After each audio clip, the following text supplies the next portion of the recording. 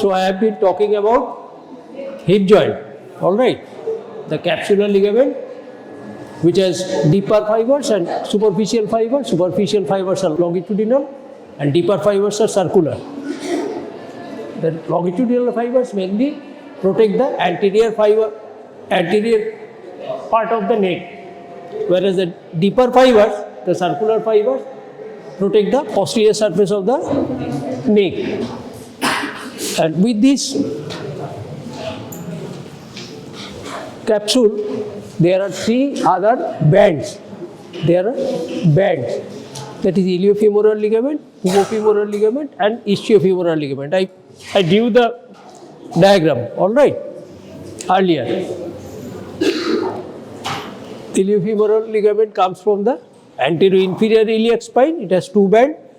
The medial one is vertical and the lateral one is oblique.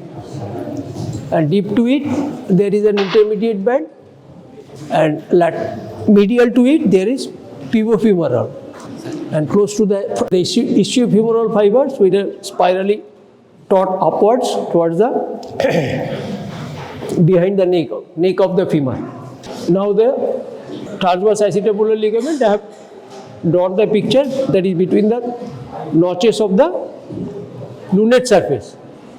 It is attached, and where the base of the ligamentum teres femoris is also attached, and through this passes the arteries that supply the head of the femur. Done. And then comes these three ligaments, that is the iliofemoral, ischiofemoral, and pubofemoral ligament. After this, you need to know nerve supply, arterial supply, movements of the joint, and relation. Nerve supply is nerve to the rectus femoris supplies the hip joint. Nerve to the rectus femoris supplies the hip joint. Together with, there are obturator nerve, branches from superior gluteal nerve, and accessory obturator nerve if present. Some tweak from the sciatic nerve directly supplies the hip joint. Right? L2, L3, L4, L5. These are the four consecutive spinal segments. L2 and L3 looks for flexion, adduction, and medial rotation. L4 and L5 does the extension, abduction, and lateral rotation. Right? Now the arteries. Mainly the medial branches from the medial circumflex artery and obturator artery, branches from the obturator artery. Branches from the obturator artery gives rise to medial epiphyseal ligaments, arteries. Branches from the obturator artery gives rise to medial epiphyseal arteries. Branches from the medial circumflex iliac artery give rise to lateral epiphyseal arteries. Right?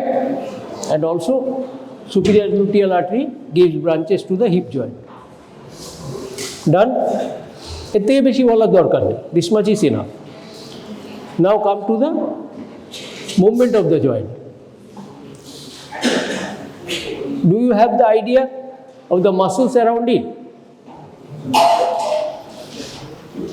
Do you have the idea of the muscles around the hip joint? Or should I draw the diagram? কোন muscles কিভাবে আছে around the hip joint? Why it is needed? Because in anterior approach of hip joint dissection, hip joint dissection, what we do?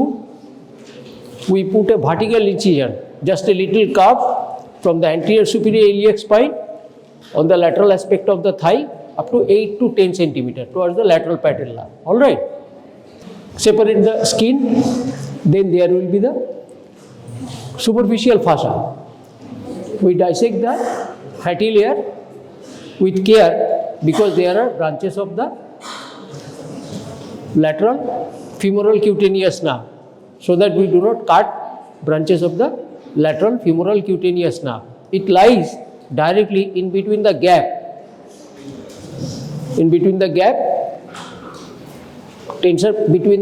tensor fascia lata and sartorius. All right. We have to dissect in this gap where there is lateral femoral cutaneous nerve. All right, we have to shake this nerve.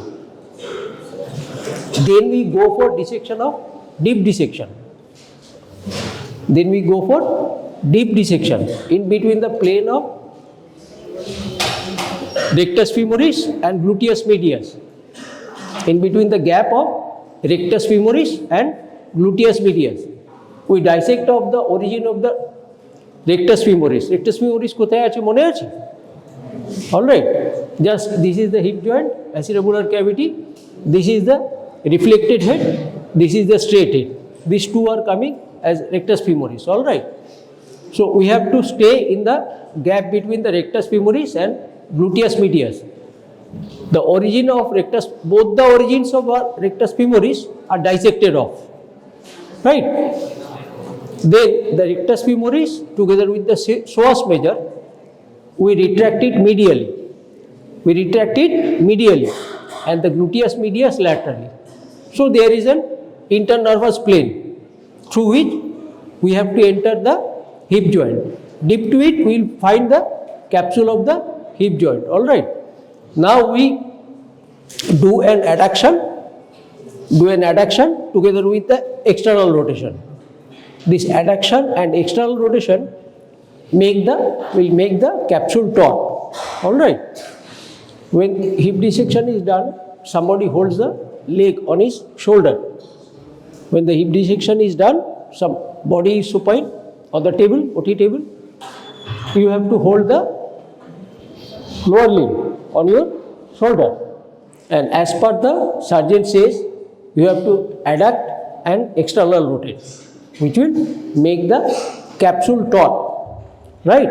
Then he will do a T-shaped incision.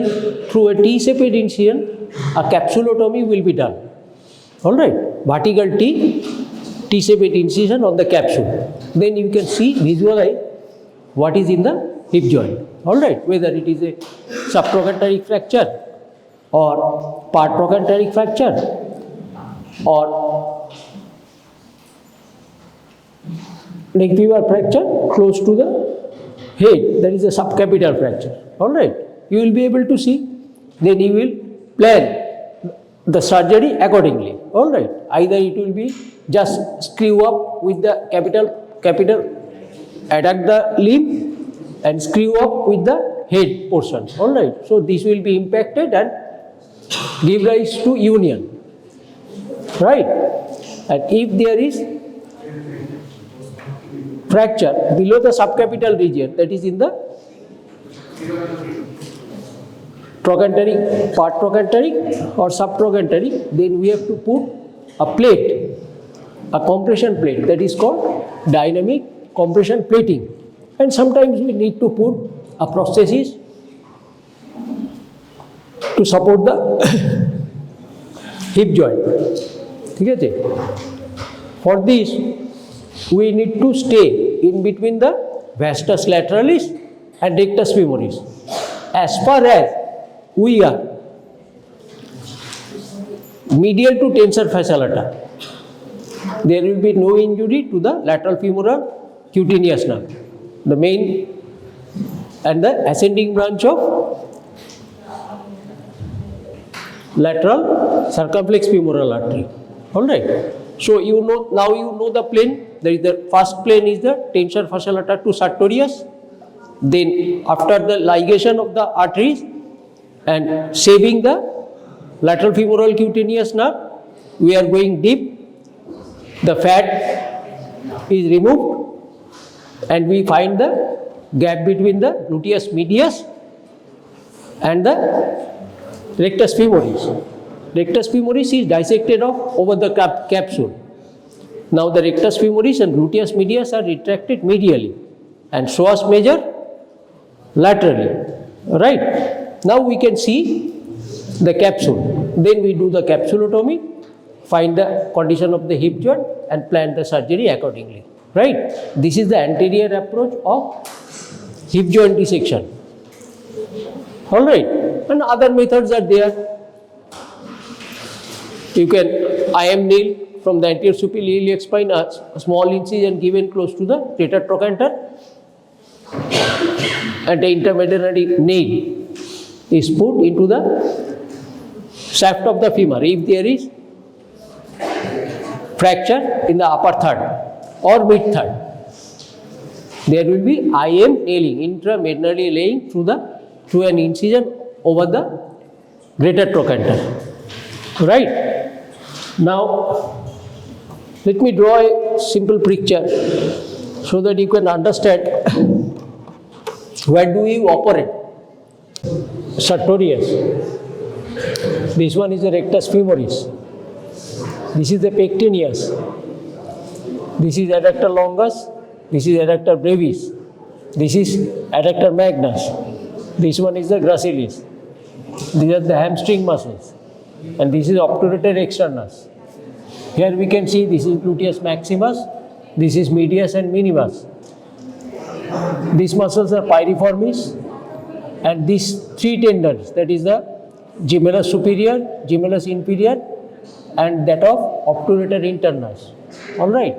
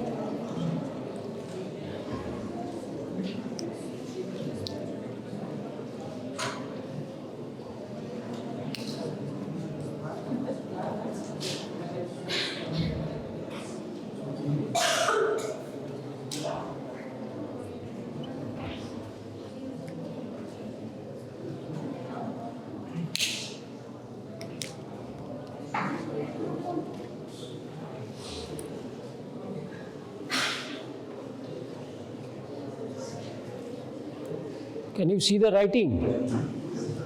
All right. Which muscle is where? And through this diagram you can describe the relation of the joint also. That is, above there is gluteus medius and rectus femoris. Below there is obturator externus, pectineus and these muscles. On the back there is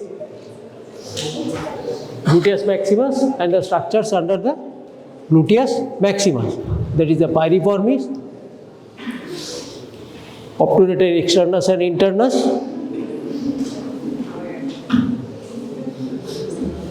gluteus medius. These are the structures under the gluteus maximus. All right. Now repeat one thing, how we do the operation. Through this plane between the sartorius and the tensor fascia lata.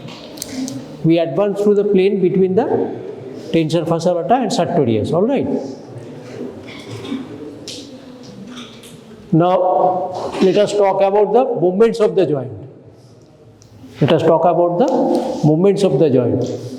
Flexion and extension occurs through a transverse line that passes through the head of the femur. That passes through the head of the femur.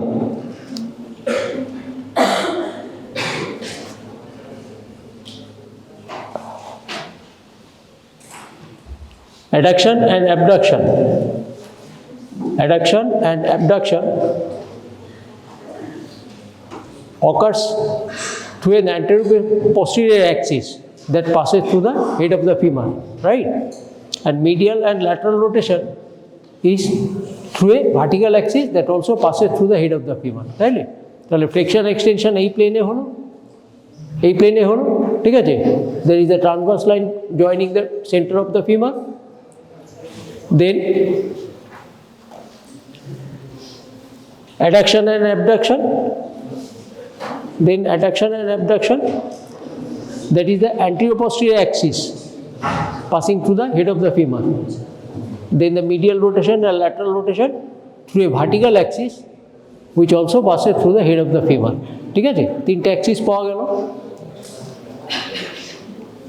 Now the muscles causing the movements. All right. Flexion is done by the psoas major or the iliopsoas is the prime mover. For flexion, psoas major or the iliopsoas is the prime mover. Together with, there is the lateral part of pectineus. Pectineus is here. So lateral part of pectineus, tensor fascia lata, and gluteus medius. These are the flexors of the hip joint, right? Then extension is carried out by number one, gluteus maximus and the hamstring. Remember, gluteus maximus operates when the foot is on the ground and we do something against resistance, that is standing up from the sitting posture or walking upstairs. This is done by the gluteus maximus against some resistance, and when in normal condition the hamstring performs the walking and standing. Hamstring performs the walking and standing. Gluteus maximus against some resistance and also the when the foot is on the ground. ঠিক আছে? বসা থেকে উঠবো যখন gluteus maximus কাজ করবে, ঠিক আছে? যখন upstairs, when we will walk upstairs, then the gluteus maximus will act. Ordinary, standing and walking, then the hamstrings will work. A short note comes about the hamstring. Hamstring muscle is are the important muscle, and this comes as a short note, right? So flexion, extension is gone. Then the adduction and abduction. Adductors, you know, all the adductor longus, adductor brevis, adductor magnus, all will do together with gracilis and medial part of pectineus. This causes the adduction of the hip joint, right? Then abduction is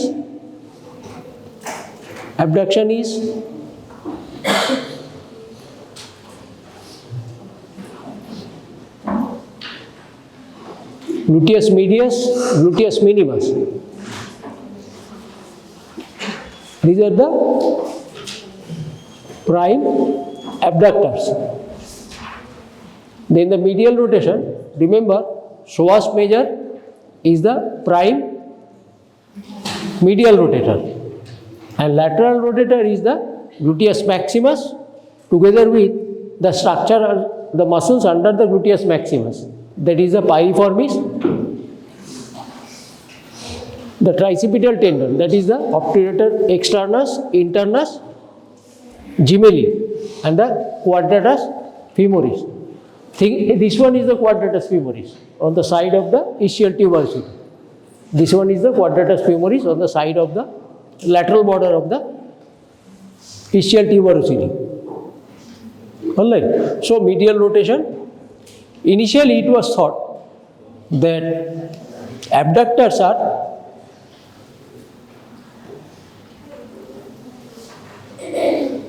medial rotator. Initially, static anatomical view was that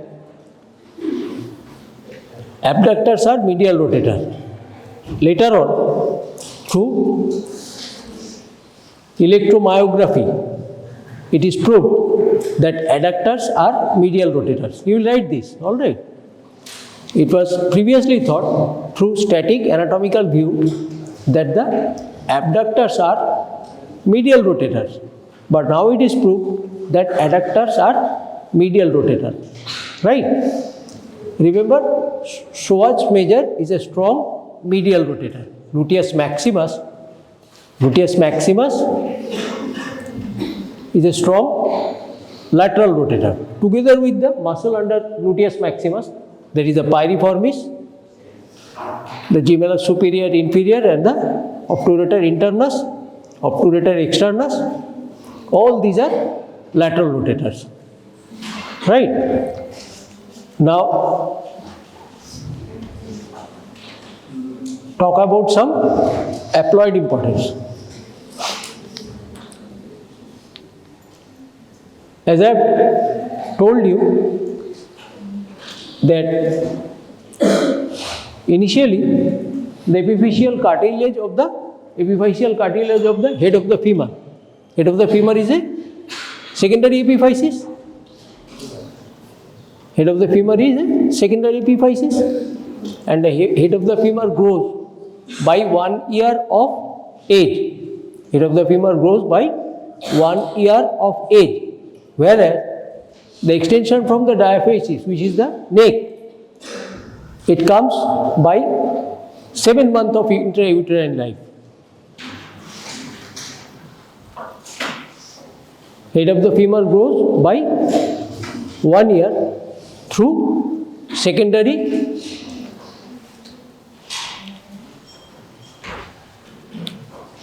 ossification center, and the neck and the diaphysis by 7th month.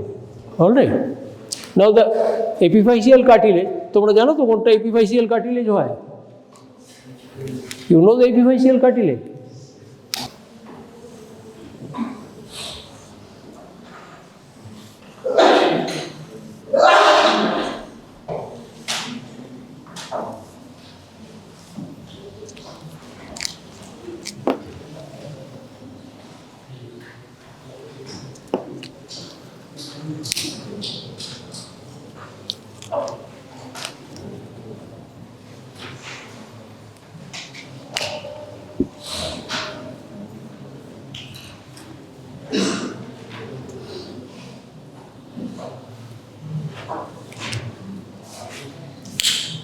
This is the epiphyseal cartilage between the head and neck. All right. Initially, the epiphyseal cartilage is in the transverse plane or the horizontal plane. Epiphyseal cartilage প্রথমে কিরকম ছিল? এরকম horizontal, ঠিক আছে? As the age advances, it is inclined medially. এটা কি হলো?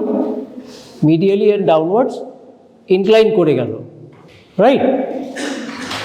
Now the epiphysis, the upper part of the epiphysis is cartilaginous. এই পার্টটা cartilaginous. All right. And the lower part is metaphyseal. Metaphysis, you know, the bone below the epiphyseal cartilage is the metaphysis. This part is the metaphysis. So superolateral part of the head is cartilaginous, whereas inferomedial part is metaphyseal, and this gets connected with the diaphyseal extension. This is diaphysis, this is diaphysis, this is diaphyseal extension, that is the neck, right? This connects with the diaphysis through some diaphyseal spar that bolster the connection between the head and neck. All right. And this spar acts as a ledge, L-E-D-G-E. Ledge means self-life extension beneath a window, that is called ledge. This gives you a ledge on which the head can rest during movement, right? This formation is delayed in female as well as in female. The lateral pelvic wall is vertical and the acetabular cup is very shallow, and there is delayed formation of the diaphyseal spur or the buttressing at the posterior superior aspect of the acetabulum. So there is chance of hip dislocation more frequently than the boys. Right? Now look at one thing more. This is the shaft of the femur and this is the neck. This angle is roughly 125 degree.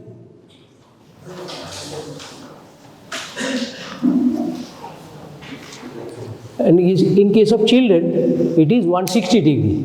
Right? Now, consider a condition.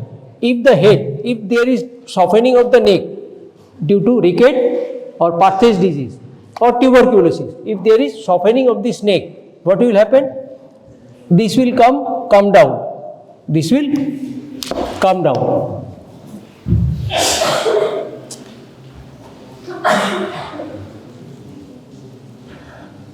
So, if the neck shaft angle is reduced, if it comes down due to softening of the neck region due to ricket, Perthes disease or the tuberculosis or some trauma, neck shaft angle is reduced. When there is reduction in neck shaft angle, there is limitation of abduction movement. When there is reduction in the neck shaft angle, there is limitation of abduction movement. This condition is known as Coxa vara. Vara means when this becomes bowed. This is bowing, isn't it? When this is bowed, this is called Coxa vara. There is limitation of what? There is limitation of abduction movement, right? In Coxa valga, the reverse occurs. That is, this angle is increased, neck shaft angle is increased, and there is limitation of adduction movement. Right? What is Perthes disease?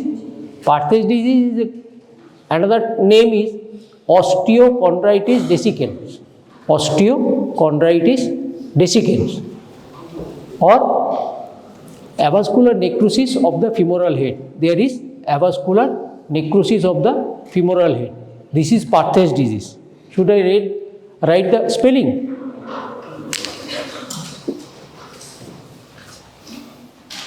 Coxa vara, reduced neck shaft angle. Neck shaft angle.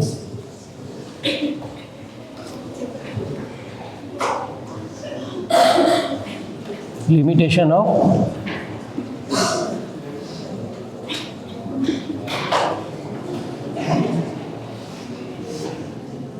abduction.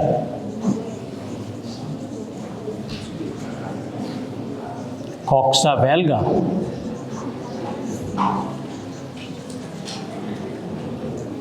Increased neck shaft angle.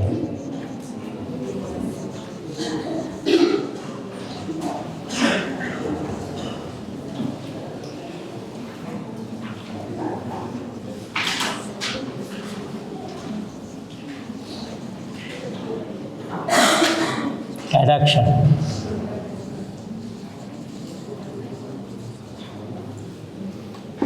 Perthes disease.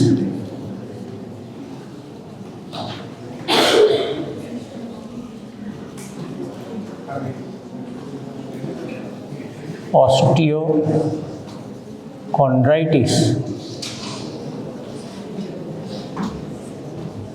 dissecans.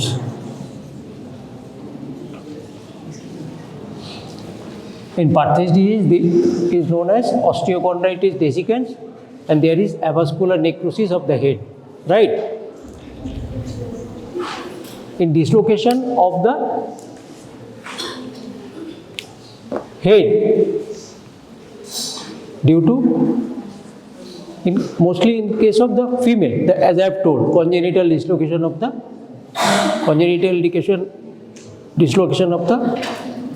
head towards the, it goes towards the gluteal surface. Where it goes? Towards the gluteal surface.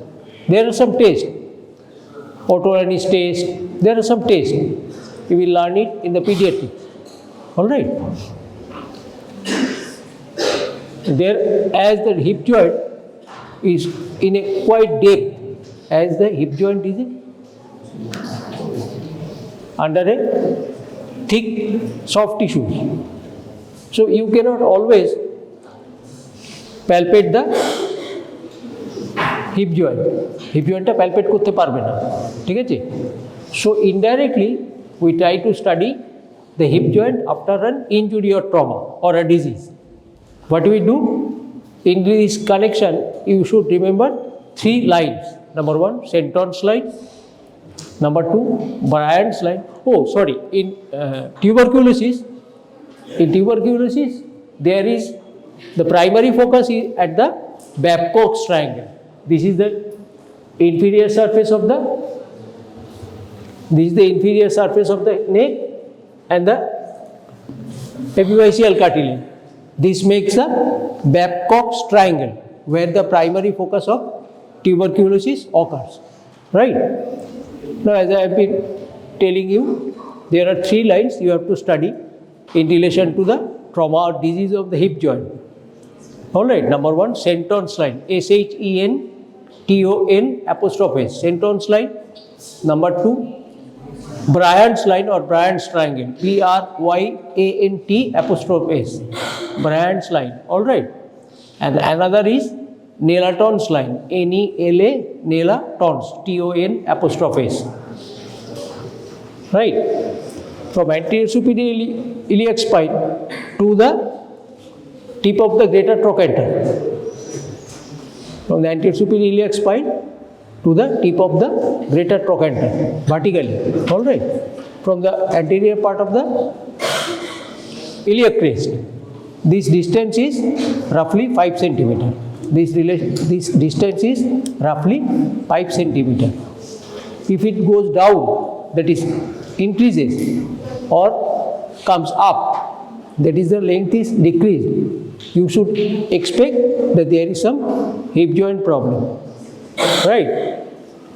The Shenton's line means you have seen the obturator foramen.